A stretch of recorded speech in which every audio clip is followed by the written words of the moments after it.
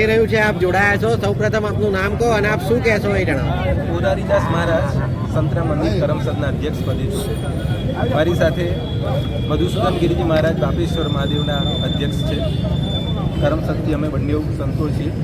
આજે કરમસદ માટે એક બહુ મોટો પ્રશ્ન છે કે આપણે સૌ કરમસદ એટલે સરદાર વલ્લભભાઈ સાથે જોડાયેલું એક ગામનું નામ છે.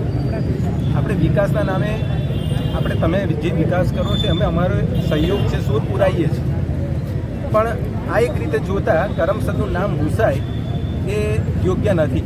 કારણ કે તમે જ્યારે વિદેશ જતા હો, વિદેશની ઘણી બધી કૃતિઓ જોઈને અહીં ભારતમાં ઇમ્પ્લિમેન્ટ કરો છો, બહુ આનંદની વાત છે, એને વિકાસના રૂપે લઈ શકાય. પણ આ એક આપણો ઇતિહાસ પૂછવાની વાત આવે ને ત્યારે આપણું મન ખાટું થતું હોય. એટલે હંમેશા કરમસદનું નામ રાખી એનો જુદો એક દરજ્જો આપી એનો સુંદર વિકાસ થાય તો સરદાર સાહેબનું પણ નામ અમર રહે. આવનાર પેઢીઓ સુધી આપણે જાગતું રાખવાનું છે, આપણે કામ કરવાનું છે. આપણે સરદાર સાહેબની એક ટોલેસ્ટ મૂર્તિ જેને કહેવાય બહુ છે વિશ્વની મૂર્તિ એવી બનાવી અને સરદાર સાહેબનું નામ જો અમર કર્યું હોય તો ગામનું નામ આપણે પૂછવાની ક્યાં વાત આવે છે? એટલે આ એક વિચારવા જેવું છે, સમજવા જેવું છે. સરકાર આવો મહારાજશ્રી, આનું સમાધાન શું? સમાધાન એ લોકો જ કરવાનું. તમે કોઈ પણ લીટી છે એને અડ્યા વગર નાની કરવી હોય તો એની બાજુ મોટી લીટી દોરી દો એટલે પેલી લીટી નાની થઈ. બસ આટલું જ છે આનું સમાધાન. સમજાય છે? બહુ સરસ. જી મિથિલેશભાઈ બોલો. જય સરદાર.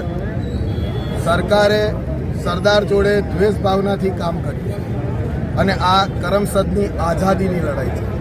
જે સરદાર વલ્લભભાઈ પટેલે પોતાનું આખું જીવન સમર્પિત કરી દીધું રાષ્ટ્રની સેવા માટે અને અખંડ ભારતનો જે નકશો બનાવ્યો એ જ સરદાર વલ્લભભાઈ પટેલનું વતન ગામ આજે હિન્દુસ્તાનના નકશામાંથી રાજ્ય સરકારે મિટાવી દીધું છે.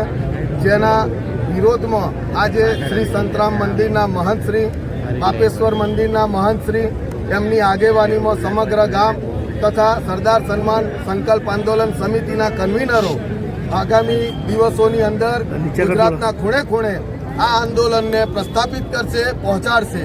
મારી સાથે જે કોઈ લોકો આગામી દિવસોના આંદોલનકારીઓ છે, ગીતાબેન છે, ચિરાગભાઈ છે, દિનેશભાઈ બામણિયા છે, તેઓ બી આજે કરમસદ ગામમાં સરદાર વલ્લભભાઈ પટેલના વતનમાં આવી અને સંકલ્પ લીધો છે કે આગામી દિવસોની અંદર જન જન સુધી અમે આ આંદોલન પહોંચાડીશું, એનો અમે ખાતરી આપીએ છીએ.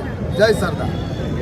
ભાઈઓ બહેનોને સર્વેને ખૂબ ખૂબ અભિનંદન છે. અને આ આંદોલનમાં જ્યારે પણ મિથિલેશભાઈ અને રાકેશભાઈ ઘોડાભાઈ બોલાવે બધા હાજર થજો અને આપણી હિંમતને કોઈ તોડી શકવાનો નથી. આજે